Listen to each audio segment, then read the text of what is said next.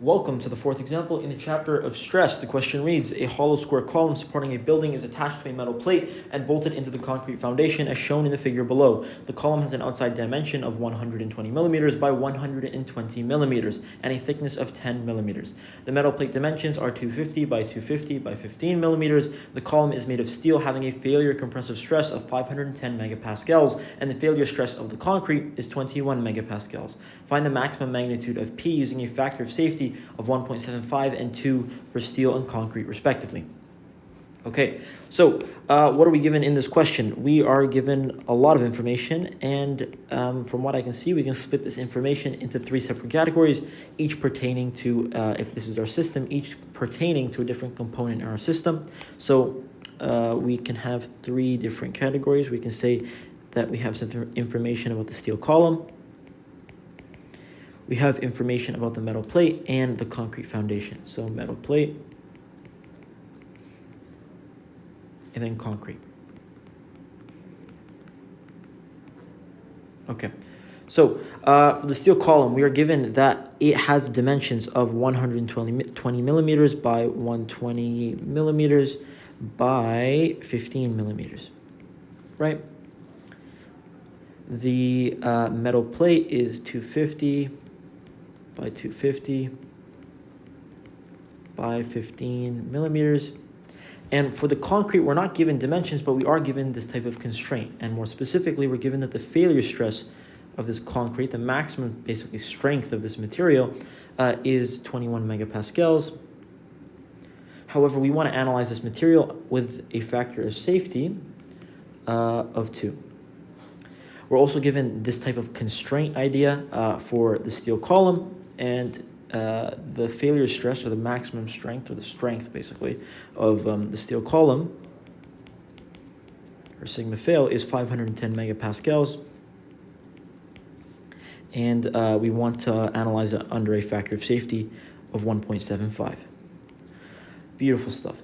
Okay, so what formulas can I derive from this? Well, we can derive that sigma allowable for both of these is equal to the failure stress, or the maximum stress the material can handle over the factor of safety. So that's very good if we want to find sigma allowable down the line, which we will probably, or we will. And sigma allowable, as we know, is also equal to, allowable is equal to the force causing the stress.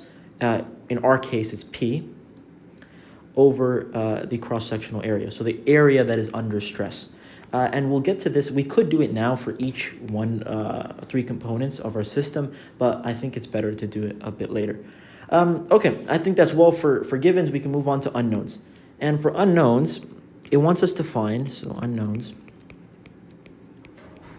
it wants us to find the maximum magnitude this force P can be, right? So we want to find P max.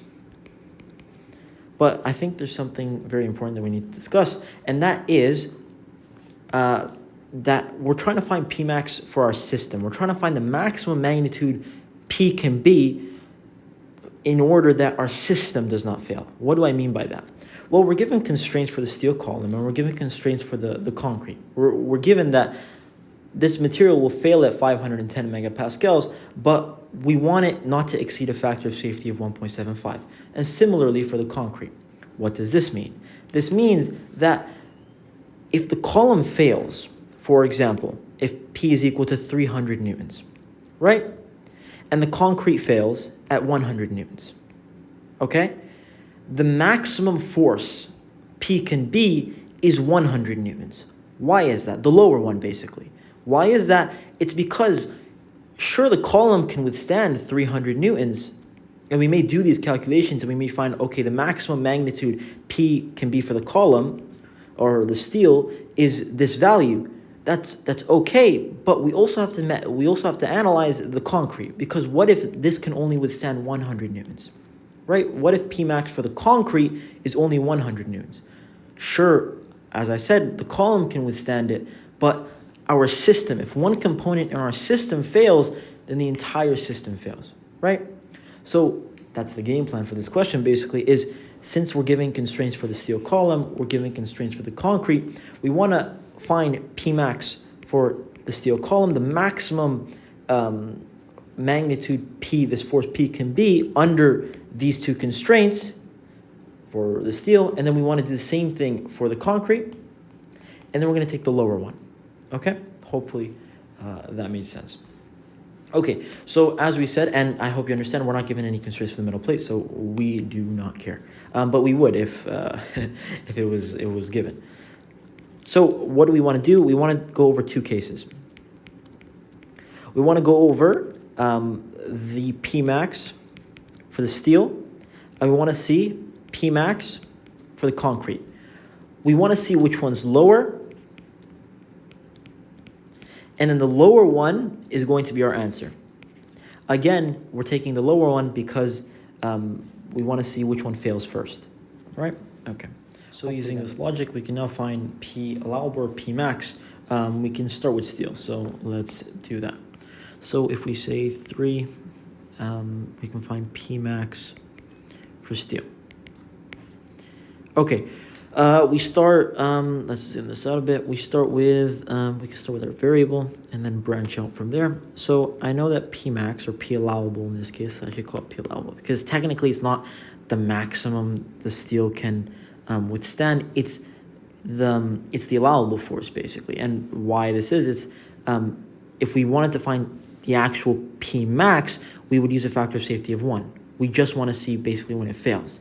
But technically, we're finding a P allowable force, basically a force that the material will encounter with this factor of safety, right? Hopefully that makes sense. So actually, let's call it, but it's P max based off these constraints. So we're going to call it P max, you know? So yeah, so P max is equal to, what do I know P from this formula?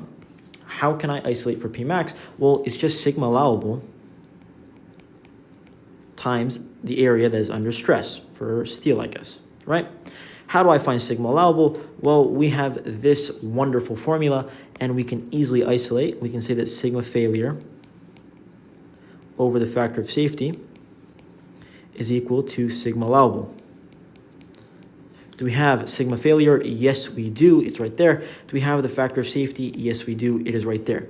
Now we have to deal with this lovely area. How the heck do we find this area, or what area is under stress when it comes to the column? Well, if we sketch this column out, we're given these dimensions. That is actually a mistake I think we did. This is supposed to be 10, not 15. This is supposed to be 10 millimeter thickness. Hopefully, actually, let me put it in red. 10 millimeter. 10 millimeter thickness. Okay. Anyway, the area. This is no longer pi over 4d squared. Now we're going to start dealing with, or in this question, we deal with the square area. So it kind of looks like this, if you look at the column from above, right? This right here, from here to here, is 120 millimeters. From here to here, again, 120. With a thickness, so the thickness from here to here, this is 10 millimeters, right? So therefore, it means this inner circle right here, or this inner square, is 100 millimeters. Hope you catch on that. And the area that we're looking for, the area under stress, is this like outside, like if you want to like compare to like a thin feature in like CAD. So that's the thing I can think of. But yeah, basically we're looking at this inner area right here. That's the area that is under stress from this P force, right? So how do I find this area? Very simple. This is a square. This is a square. So I just take the area of the outer square and then minus the inner area of the inner square. How is that done? Very simply. So area of steel column, so we'll call it steel column, is equal to 120 millimeters squared minus 100 millimeters squared. And that will give us an area of 4,400 millimeters squared. Oh, the millimeter squared should be on the outside of the bracket. I apologize. Okay, perfect. Let's calculate this sigma allowable for steel. It's 510 over 1.75. it is going to give us 291.43 megapascals. These two numbers, if you multiply them together, you will get Pmax based on this factor of safety, right? And we can easily do that right now.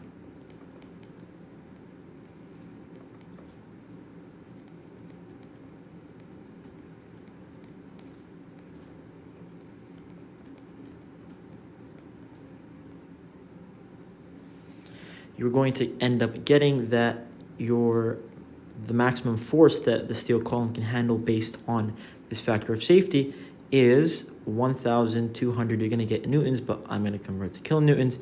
1,282.3 kilonewtons. Okay, are we done the question? Is this Pmax for basically our system? No, we also have to check the concrete, because sure, this one fails at 1,282, but what if this one fails at 500? We have to check for that, because imagine we apply this force at 1,282, the concrete will fail, and therefore our system will fail. So we also have to check for the concrete. If the concrete can withstand 2,000 newtons, we wasted a bit of time, or kilonewtons, we wasted a bit of time, but it's okay, we checked just in case. So step 4 is we want to find Pmax of the column, right? Okay. Again, we can use that branching method. So we want a Pmax of the column is equal to exact same formulas above, sigma allowable for the column times the area, or I keep saying column, I apologize, it's concrete.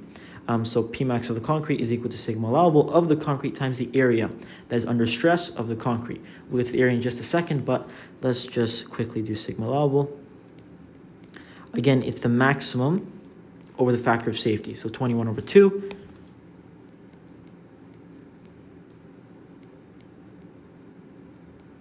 And that'll give us a sigma allowable of 10.5 megapascals.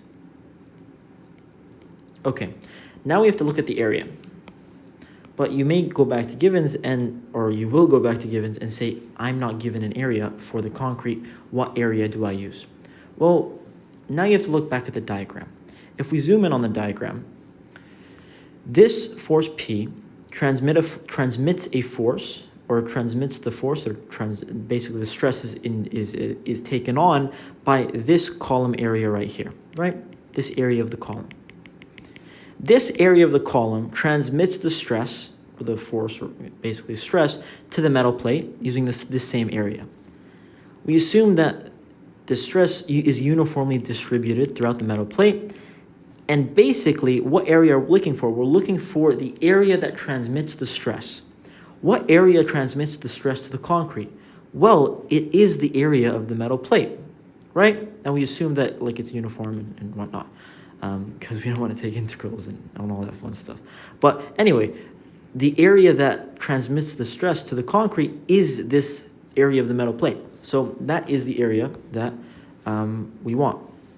And we're given it in Givens, but the thickness does not matter. So it's just there to throw us off, or for formalities, I guess. So the area of the metal plate is just 250 millimeters squared, because it's a square.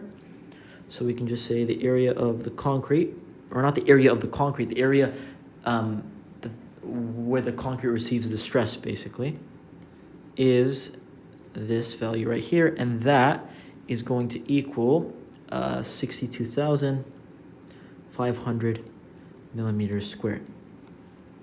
Perfect. Again, technology. Okay. You get this number, exact same thing you did before. You multiply them to get Pmax based on these constraints for the concrete. I don't want to rewrite them, but you're going to end up getting that, again, you're going to get newtons, but I'm going to write kilonewtons. You're going to get 656.2 kilonewtons is the maximum force based on these constraints that the concrete can handle. Okay, so we look at the answer we got for the steel column, and we look at the answer we got for the concrete slab. Which one is lower? We go back to unknowns. We're going to take the lower one, because the lower one will allow our system not to fail. What's the lower one? Well, it is the Pmax you got for the concrete, and that is 656.2 kilonewtons, and that is your final answer.